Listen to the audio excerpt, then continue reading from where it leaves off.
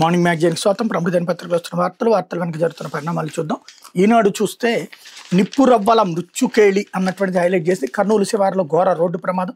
ద్విచక్ర వాహనాన్ని ఢీకొన్న private travels bus బైక్ను ఈడ్చుకుపోవడంతో చెలరేగిన మంటలు. నడి రోడ్డుపై నిలువున తగలబడిపోయిన బస్సు. హైదరాబాద్ నుంచి బెంగళూరు వెళ్తుండగా ఘటన. 19 మంది ప్రయాణికుల సజీవ దహనం. ద్విచక్ర వాహనదారుడు దుర్మరణం. డ్రైవర్ నిర్లక్ష్యమే వాళ్ళకి మరణ శాసనం. ఏసీ స్లీపర్ బస్సు బయటంతా ముసురు. వెచ్చగా దుప్పట్లు కప్పుకుని గాఢ నిద్రలో ఉన్నారు ప్రయాణికులు. కానీ అదే ఆఖరి నిద్ర అవుతుందని, తమ జీవితం కాసేపట్లో ముగిసిపోతుందని ఆ క్షణం వారెవరికి తెలియదు. వాయువేగంతో దూసుకుపోతున్న బస్సులో చెలరేగిన మంటలు.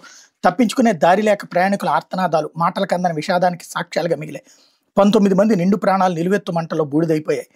కర్నూలు నగర శివారులో 44 జాతీయ రహదారిపై శుక్రవారం తెల్లవారుజామున ఘోర రోడ్డు ప్రమాదం సంభవించింది. ప్రైవేట్ ట్రావెల్స్ బస్సు ముందు వెళ్తున్న ద్విచక్ర వాహనాన్ని ఢీకొట్టి తగలబడిపోయింది. ఈ దుర్ఘటనలో 19 మంది ప్రయాణికులు సజీవ దహనం అయ్యారు. ద్విచక్ర వాహనదారుడు కూడా ప్రాణాలు కోల్పోయారు. తెల్లవారుజామున అందరూ గాఢ నిద్రలో ఉన్న సమయంలో బస్సు ప్రమాదానికి గురి. మంటలు వ్యాపించడం, డ్రైవర్లు వెంటనే అప్రమత్తం చేయకపోవడంతో ప్రయాణికులు తప్పించుకునే అవకాశం లేక మంటల్లో మాడి మసి అయిపోయారు. కొందరు ప్రయాణికులకు మెలకు వచ్చినప్పటికీ ప్రమాద తీవ్రతకు బస్సు తలుపులు మూసుకుపోవడంతో అందులోనే చిక్కుపోయారు. రక్షించడంటూ పెద్ద ఎత్తున ఆర్తనాదాలు చేసిన కాపాడేవారు కరువయ్యారు. కొందరు అద్దాలు బద్దలు కొట్టి బయటపడగా మిగతా వారు పొగకు స్పృహ కోల్పోయి ప్రాణాలు కోల్పోయారు అన్నటువంటిది హైలైట్ చేశారు. అయితే గ్లోబల్ లీడర్లుగా తెలుగు ప్రజలు 25 ఏళ్ల క్రితం ఐటీ నందు పుచ్చుకున్న ఫలితం ఇది. హైదరాబాద్కి మైక్రోసాఫ్ట్, విశాఖ గూగుల్ తెచ్చా. సింగపూర్, దుబాయ్కి ఎయిర్ ట్యాక్సీలు సరఫరా చేస్తాం. తెలుగు డయాస్పోరాలో సీఎం చంద్రబాబు. ప్రపంచంలో ఎక్కడికి వెళ్ళినా తెలుగు ప్రజలు ఉన్నత స్థాయిలో ఉండాలని ఆకాంక్షించా. జన్మభూమిని, కర్మభూమిని ఎప్పుడూ మీరు మరవద్దు. యూఏలో ఎక్కడికి వెళ్ళినా తెలుగు వారంటే మంచి అభిప్రాయం కనిపించింది. దుబాయ్లో ఏ కార్యాలయానికి వెళ్ళినా తెలుగువారు ఉన్నత స్థానాలు కనిపించారు. గ్లోబల్ లీడర్ల స్థాయికి చేరారు అన్నటువంటి హైలైట్ చేశారు. అయితే మార్చి 16 నుంచి 10వ తరగతి పరీక్షలు ప్రభుత్వానికి ప్రతిపాదనలు పంపిన పాఠశాల విద్యాశాఖ. 10వ తరగతి పబ్లిక్ పరీక్షలు మార్చి 16 నుంచి ప్రారంభం కానున్నాయి. ఈ మేరకు పాఠశాల విద్యాశాఖ ప్రభుత్వానికి ప్రతిపాదనలు పంపింది. నవంబర్ 1వ తేదీ నుంచి పరీక్ష ఫీజు చెల్లించేందుకు అవకాశం కల్పిస్తారు. అందుకు దాదాపు 4 రోజులు సమయం ఉన్నారు. ఏడాది కొత్తగా హాల్ టికెట్ల వెనక భాగంలో పరీక్ష కేంద్రం రూట్ మ్యాప్ ముద్రించబోతున్నారు. అందులోని QR కోడ్ స్కాన్ చేస్తే పరీక్ష కేంద్రానికి ఎలా చేరుకోవాలో మ్యాప్ వస్తుంది. మరోవైపు చదువులో వెనుకబడిన విద్యార్థుల కోసం ప్రత్యేకంగా 100 రోజుల ప్రణాళికలు డిసెంబర్ నుంచి అమలు చేయబోతున్నారు. పరీక్ష నిర్వహణకు అవసరమయ్యే చీఫ్ సూపరింటెండెంట్, డిపార్ట్మెంటల్ అధికారి, ఇన్విజిలేటర్లను ఆన్లైన్ ద్వారా ఎంపిక చేస్తారన్నటువంటిది హైలైట్ చేశారు. లేకపోతే విశాఖకు 13 నెలల్లో గూగుల్ తెచ్చాం. మిత్తల్ ఉక్కు కర్మాగారానికి నవంబర్లో శంకుస్థాపన. నవంబర్లో నిర్వహించే పెట్టుబడుల సదస్సుకు రండి. ఆస్ట్రేలియాలో రోడ్ షో, రౌండ్ టేబుల్ సమావేశాల మంత్రి లోకేష్. విశాఖ గూగుల్ రావడం వెనకాల 13 నెలల శ్రమ ఉందని ఐటీ శాఖ మంత్రి నారా లోకేష్ పేర్కొన్నారు. గూగుల్ బృందాన్ని తానే తీసుకెళ్లి ప్రాజెక్ట్ ఏర్పాటుకు స్థలాన్ని చూపించిన తర్వాత అమెరికాలోని సంస్థ కార్పొరేట్ కార్యాలయానికి వెళ్లి ఏపీలో ప్రాజెక్ట్ ఏర్పాటు చేసి ఒప్పించినట్టు వెల్లడించారు. ఆస్ట్రేలియా పర్యటనలో భాగంగా లోకేష్ 6వ రోజు మెల్బోర్న్లో పలు కార్యక్రమాలు పాల్గొన్నారు. ఏపీలో ఏరోస్పేస్, రక్షణ రంగం, agritech, food processing, deep tech, electronics, సెమీకండక్టర్లు, green hydrogen, logistics parks, pharma, biotechnology, పర్యాటకం వంటి రంగాల్లో పెట్టుబడులకు విస్తృత అవకాశాలు ఉన్నాయని వివరించారన్నటువంటి వార్తని హైలైట్ చేశారు. ఇకపోతే తిరుమల తిరుపతి దేవస్థానం అనుమతి లేకుండా పరకామణి కేసు రాజీ. హైకోర్టులో తిరుమల తిరుపతి దేవస్థానం ఈవో సింగాల్ అఫిడవిట్. తిరుమల తిరుపతి దేవస్థానం బోర్డు అనుమతి లేకుండా పరకామణిలో చోరీ కేసును లోక్ అదాలత్ వద్ద సతీష్ కుమార్ రాజీ చేసుకున్నారని తిరుమల తిరుపతి దేవస్థానం ఈవో అనిల్ కుమార్ సింగాల్ హైకోర్టుకి నివేదించారు. చోరీ కేసులో నిందితుడు సివి రవికుమార్తో లోక్ అదాలత్లో కేసుని 2023 సెప్టెంబర్ 9 రాజీ చేసుకునే నాటికి వై సతీష్ కుమార్ శ్రీవారి దేవస్థానం పరకామణికి assistant vigilance security officer, AVSO కాదు. కేసును రాజీ చేసుకునే అర్హత ఆయనకు లేదు. చోరీపై సిఐడి దర్యాప్తు కోరుతూ పిటిషనర్ శ్రీనివాసులు ఇచ్చిన వినతిని నేను తిరుమల తిరుపతి దేవస్థానం చీఫ్ విజిలెన్స్ సెక్యూరిటీ అధికారికి పంపాను. సతీష్ కుమార్పై క్రమశిక్షణ చర్యలకు సిఫార్సు చేస్తూ సివిఎస్ఓ ఈ నెల 17న డీజీపీకి నివేదించారు. తిరుమల తిరుపతి దేవస్థానం బోర్డు నుంచి ఆదేశాలు ఏమీ లేకుండా కేసును రాజీ చేసుకున్నందుకు దీనిపై నిర్ణయం తీసుకునేందుకు కేసు పూర్తి వివరాలు పిటిషన్లో పేర్కొన్న అంశాలు ఈ నెల 28న నిర్వహించే తిరుమల తిరుపతి దేవస్థానం బోర్డు సమావేశం ముందుంచుతున్నాం. ఆ సమావేశంలో పిటిషనర్ అభ్యర్థనపై బోర్డు నిర్ణయం తీసుకున్నది. అదనపు కౌంటర్ అఫిడవిట్ దాఖలు చేయడానికి అనుమతించాలి. అంశాలు పరిగణలోకి తీసుకుని తగిన ఉత్తర్వులు జారీ చేయాలని హైకోర్టు అభ్యర్థించారన్నటువంటిది హైలైట్ చేశారు. లేకపోతే సాక్షి మృత్యు శకటం 19 మంది సజీవ దహనం. కర్నూలు సమీపంలో ఘోర బస్సు ప్రమాదం. వేమూరి కావేరీ ట్రావెల్స్ బస్సు దహనం. బస్సు డ్రైవర్ చేసిన తప్పు 19 మంది సజీవ దహనానికి కారణమైంది. నిద్రలో ఉన్న వారిని శాశ్వత నిద్రలోకి పంపింది. కొన్ని కుటుంబాలను చిదిమేసి శాశ్వత చీకట్లు నింపింది. ఘటనాస్థలిని చూసిన వారి కంట నీరు తెప్పించింది. కర్నూలు జిల్లాలో శుక్రవారం తెల్లవారుజామున జరిగిన వేమూరి కావేరీ ట్రావెల్స్ ఘోర బస్సు ప్రమాదం తెలుగు రాష్ట్రాలతో పాటు యావత్ దేశాన్ని కలిచివేసింది. నిమిషాల వ్యవధిలో కొన్ని కుటుంబాల పెద్ద దిక్కులు భవిష్యత్ ఆశలు అగ్నికీలలకు ఆహుతయ్యాయి. ప్రయాణికుల ఆర్తనాదాలు, చావు కేకలతో NH-44 బీతిల్లింది. మృతదేహాలు గుర్తుపట్టలేని విధంగా బొగ్గు మసిగా మారాయి. ఈ బీతావాహ ఘటన స్లీపర్ బస్సు ప్రయాణాలపై మరోమారు పెద్ద చర్చనే లేవనెత్తింది అన్నటువంటిది హైలైట్ చేశారు. లేకపోతే పొట్ట కొడుతున్న వానలు అంటూ అన్నదాతకు వాయుగండం, పొట్ట పిలకల తొడుగు దశలో వరి పంట ముంపునకు గురైన లక్షలాది ఎకరాలు, పంటలను కాపాడుకునేందుకు నానా అగచాట్లు, దాదాపు 1,00,000 ఎకరాలలో పంటలు దెబ్బతిన్నట్టు ప్రాథమిక అంచనా అన్నటువంటిది ఒకటి హైలైట్ చేశారు. అట్లాగే మోందా దూసుకొస్తోంది అంటూ 27వ తేదీకి తుఫానుగా మారనున్న అల్పపీడనం, 27, 28 తేదీల్లో భారీ వర్షాలు అన్నటువంటిది హైలైట్ చేశారు. అంటే గురువులకు కఠిన పరీక్ష అంటూ ఇన్ సర్వీస్ వారికి ఉపాధ్యాయ అర్హత పరీక్ష నిర్వహణపై ఆగ్రహం, రివ్యూ పిటిషన్ వేయకుండా నోటిఫికేషన్ ఇవ్వడంపై గరంగరం, రాష్ట్రంలో దాదాపు 1.3 లక్షల మంది ఉపాధ్యాయులపై ప్రభావం, సర్వీస్లో ఉన్న వారికి ఉపాధ్యాయ అర్హత పరీక్ష నిర్వహణపై ఉపాధ్యాయుల ఆగ్రహం వ్యక్తమవుతుంది. దేశంలో ఏ రాష్ట్రంలో లేని విధంగా తమకు టెట్ ఏంటని వాళ్ళు ప్రశ్నిస్తున్నారు. పాఠశాలల్లో టీచర్లుగా పనిచేస్తున్న వాళ్ళకి టెట్ తప్పనిసరైన పదోన్నతులకు ఈ పరీక్ష విధిగా ఉత్తీర్ణులు కావాలని సుప్రీంకోర్టు సెప్టెంబర్ 1న తీర్పిచ్చింది. సర్వీస్లో ఉన్న వారు సైతం 2 ఏళ్ల కాలంలో టెట్ పాస్ కావాలని ఆదేశించింది. దేశవ్యాప్తంగా 2011 నుంచి టెట్ అమల్లోకి వచ్చింది. అయితే దీనికి ముందే సర్వీస్లో చేరితే ఉపాధ్యాయులకు అన్ని మేనేజ్మెంట్ స్కూళ్లలోని వారికి కూడా తమ తీర్పు వర్తిస్తుందని సుప్రీం పేర్కొంది. ఉద్యోగ విరమణకు 5 ఏళ్ల కంటే తక్కువ సర్వీస్ ఉన్న వారికి మినహాయింపు ఇచ్చింది. దీంతో ప్రభుత్వ ఉపాధ్యాయుల కలవరం మొదలైంది. ఇప్పటికే పలు రాష్ట్రాలు సుప్రీం తీర్పై తమ వైఖరి ప్రకటించి రివ్యూ పిటిషన్లు సైతం దాఖలు చేసి విద్య ఉమ్మడి జాబితాలో ఉన్నందున కేంద్రం దీనిపై చట్టం తేవాలని కేంద్ర ప్రభుత్వం డిమాండ్ చేస్తున్నాయి. ఏపీలో మాత్రం ఇదేమీ లేకుండా నేరుగా టెట్ 2025 నిర్వహణకు షెడ్యూల్ ఇవ్వడం, ఇన్ సర్వీస్ టీచర్లు సైతం రాయాలని ఉత్తర్వులు జారీ చేయడం తీవ్ర గందరగోళానికి దారితీస్తుంది. రాష్ట్రంలోని అన్ని మేనేజ్మెంట్ పాఠశాలలో సుమారు 2.87 లక్షల మంది, ప్రభుత్వ పాఠశాలలో 1.87 లక్షల మంది ఉపాధ్యాయులు ఉన్నారు. 2008 వరకు జరిగిన డిఎస్సీలకు టెట్ లేదు. దీనికి ముందు విధుల్లో చేరిన 1,00,000 మందికి పైగా ఉపాధ్యాయులు సుప్రీంకోర్టు తీర్పు ప్రకారం వచ్చే 2 ఏళ్లలో టెట్ పూర్తి చేయాలి.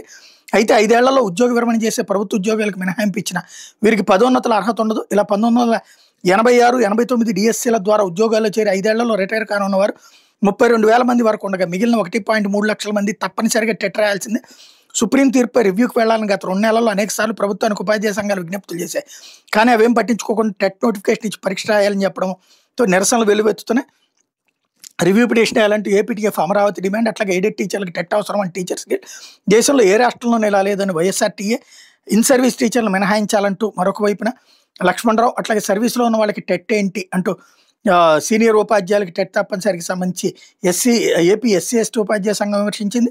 అట్లా కేంద్రం ఆలోచన తెలియకుండా పరీక్షలు ఎందుకు పెడుతున్నారంటూ పిఎస్టీయూ ప్రశ్నించింది అన్నట్టు వార్తని హైలైట్ చేశారు. కాకపోతే 1,00,000 ఇంటర్న్షిప్స్ అంటూ దేశవ్యాప్తంగా ఏఐసిటిఈ ప్రత్యేక ఇంటర్న్షిప్ ప్రోగ్రాం, ప్రముఖ కంపెనీల విద్యార్థులకు వృత్తిపరమైన శిక్షణ, డిప్లొమా నుంచి పీజీ వరకు అన్ని బ్రాంచ్ల వారికి అవకాశం, దేశవ్యాప్తంగా విద్యార్థులకు వృత్తిపరమైన శిక్షణ అనుభవాన్ని అందించేందుకు అఖిల భారత సాంకేతిక విద్యామండలి ప్రత్యేక ఇంటర్న్షిప్ ప్రోగ్రాం 2026ని ప్రకటించింది అన్నటువంటి వార్తని హైలైట్ చేశారు. లేకపోతే ఆంధ్రజ్యోతి ఆఖరి ప్రయాణం అన్నటువంటి వార్తని బస్సు ప్రమాదాన్ని హైలైట్ చేసింది. అగ్నికి ఆహుతి అంటూ దీపావళి సెలవులు సరదాగా గడిపి తిరిగి బయలుదేరిన వారు కొందరు, ఉద్యోగం కోసం ఇంటర్లకు వెళ్తున్న వారు కొందరు, వ్యాపార ఇతర అవసరాల కోసం ప్రయాణమైన వారు కొందరు, గమ్యస్థానం బెంగళూరు స్లీపర్ బస్సులో ఆదమరిచి నిద్రిస్తున్నారు. అదే వారికి శాశ్వత నిద్రైంది. బహుశా బస్సు బైకర్ మృతి అని మాత్రం వినాల్సిన వార్త కానీ 19 నిండు ప్రాణాలు సజీవ దహనమై వారిలో ఒకే కుటుంబానికి చెందిన 4 ఉన్నారు. తెలుగు రాష్ట్రాలతో పాటు 6 రాష్ట్రాలకు చెందిన వారు బాధితులుగా మిగిలారు. కర్నూలు నగరానికి 22 కిలోమీటర్ల దూరంలో జరిగిన పెను విషాదం ఇది. ప్రత్యక్ష సాక్షులు, పోలీసులు, ఇతర అధికార వర్గాలు అందించినటువంటి సమాచారాన్ని హైలైట్ చేశారు.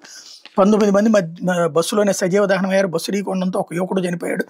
మృతుల్లో 6 రాష్ట్రాలకు చెందిన వాళ్ళు ఉన్నారు. ఆంధ్రప్రదేశ్ చెందిన వారు 6 కాగా ఉండగా తెలంగాణ వాసులు 6 మరణించారు. తమిళనాడు 2, కర్ణాటక 2, బీహార్, ఒరిస్సా వాసులు ఒక్కొక్కరు చొప్పున మరణించారు. రిజర్వేషన్ లేకుండా ఆరాంఘర్లో ఎక్కిన వ్యక్తి ఎవరనేది గుర్తించాల్సింది. ప్రమాద సమయంలో బస్సులో 46 మంది ఉండగా 27 మంది సురక్షితంగా బయటపడ్డారు అన్నటువంటిది హైలైట్ చేశారు. పల్సర్ బైక్ బస్సు ముందు భాగంలో ఇరుక్కుని రోడ్డుకు రాసుకుంటూ పోవడంతో మంటలు వ్యాపించాయి.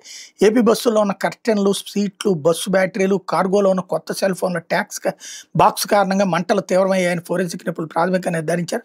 డ్రైవర్లు వంట కోసం ఉపయోగించుకునే చిన్న సిలిండర్ కూడా కార్గోలో ఉంది. దానివల్ల మంటలు వ్యాపించాయా లేదా అన్న దానిపై స్పష్టత లేదన్నటువంటిది హైలైట్ చేశారు. అయితే మాతృభూమిని మరవద్దు అంటే అందరం కలిసి పుట్టిన ఊరు రుణం తీర్చుకోవాలి. గల్ఫ్లోని తెలుగు ప్రవాసులకు చంద్రబాబు పిలుపు. నాడు మైక్రోసాఫ్ట్ హైదరాబాద్ గేమ్ చేంజర్, అలాగే నేడు గూగుల్ విశాఖకు ఏపీకి తెలుగు జాతికి ప్రపంచంలో తిరుగులేదు. ప్రపంచంలో ఎక్కడికి వెళ్ళినా తెలుగు వారు ఉండాలన్నది ఆ కోరిక.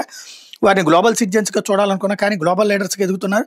స్వర్ణాంధ్ర లక్ష్యానికి సహకరించిన సీఎం, అమరావతిలో ఆర్బీఐ అన్నటువంటిది హైలైట్ చేశారు. లేకపోతే మీ పెట్టుబడికి మాది పూచి అంటూ ఒకసారి ఏపీతో చేతులు కలిపాక మీ ప్రాజెక్టు మాది, అన్ని దశల్లో నిరంతరం పర్యవేక్షిస్తాం అంటూ మెల్బోర్న్ క్రికెట్ స్టేడియంలో క్రికెట్ విక్టోరియా ఎగ్జిక్యూటివ్తో మంత్రి లోకేష్ సమావేశాన్ని కూడా ఇక్కడ హైలైట్ చేశారు. త్వరలోనే ఫ్రీ హోల్డ్కి స్వేచ్ఛ, నిషేధం నుంచి భూములకు విముక్తి, అసైన్ భూముల ఫ్రీ హోల్డ్పై ఉన్న నిషేధం త్వరలో తొలగిపోనుంది. ఈ మేరకు మంత్రివర్గ ఉపసంఘం నిర్ణయం వెలువరించనుంది. అతి త్వరలో రాష్ట్ర ప్రజలకు తీపి కబురు చెప్తామని రెవెన్యూ మంత్రి అనగాని సత్యప్రసాద్ చెప్పారు. శుక్రవారం అమరావతి సచివాలయం ఆయన నేతృత్వంలో ఉపసంఘం సమావేశమైంది. మంత్రులు NMD Farooq, Payyavula case, P Narayana, K Parthasarathi తదితరులు పాల్గొన్నారు.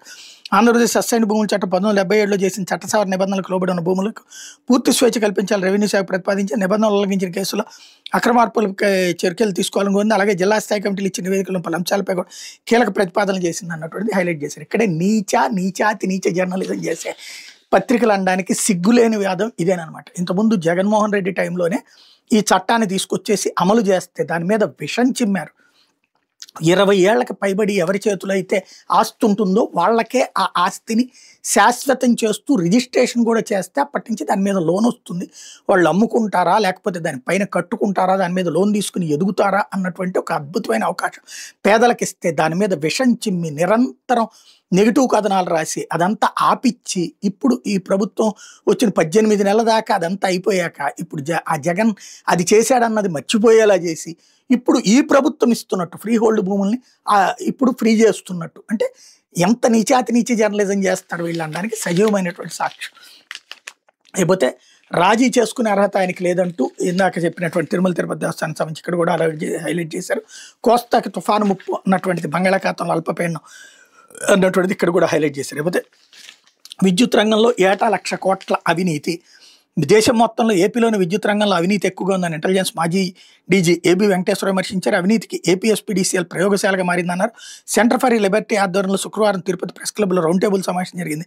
ఆ సంస్థ ప్రతినిధి నల్లమూర్తి చక్రవర్తి పవర్ పాయింట్ ప్రజెంటేషన్ ద్వారా విద్యుత్ స్కామ్ జరుగుతున్న విధానాన్ని వివరించారు. అనంతరం ఏబీవీ మాట్లాడుతూ రాష్ట్రంలో విద్యుత్ మాఫియా వేళ్లను కుంగిపోయిందని, ఏడాదికి 1,00,000 కోట్ల అవినీతి జరుగుతుందని చెప్పారు. టెండర్ల నుంచి ట్రాన్స్ఫార్మర్లు, కండక్టర్ల కొనుగోళ్ల వరకు అన్నింటి అవినీతి పెరిగిపోయిందన్నారు. తెలంగాణ 25 కేవీఏ ట్రాన్స్ఫార్మర్లను 87,791కి, ఛత్తీస్గఢ్ 75,496 కొంటే ఆంధ్రప్రదేశ్లో గత వైసీపీ ప్రభుత్వం 2023 జూలైలో 1,39,173 రూపాయలు కొనుగోలు చేసిందని, కూటమి ప్రభుత్వం 1,19,073 రూపాయలు కొనుగోలు చేసిందన్నారు. వ్యవసాయానికి అవసరమైన 5 స్టార్ 25 కేవీఏ ట్రాన్స్ఫార్మర్లను ప్రస్తుత ప్రభుత్వం 1,40,085 కొనుగోలు చేస్తోందని చెప్పారు. పోటీ లేకుండా కేవలం షిరిడి సాయి, తోషిబా కంపెనీలకి టెండర్లు కట్టబెడుతున్నాయని ఆరోపించారు. అవినీతి వల్ల కరెంటు ఛార్జీలు పెరిగిపోతున్నాయని చెప్పారు. ఈ వార్త ఎంత మేజరు? జగన్ మీద ఆరోపణ అయితే బ్యానర్ హెడ్డింగ్, ఈ ప్రభుత్వం వచ్చాక కూడా కరప్షన్ చేస్తోంది అన్నటువంటి దాన్ని మాత్రం అదేదో ఆయన స్టేట్మెంట్ క్యాజువల్ స్టేట్మెంట్ లాగా హైలైట్ చేశారు. ఇదే నీచ జర్నలిజానికి సంబంధించినటువంటి పరాకాష్ఠ. ఇది దినపత్రికలో వచ్చిన వార్తలు వెనక జరుగుతున్న పరిణామాలు.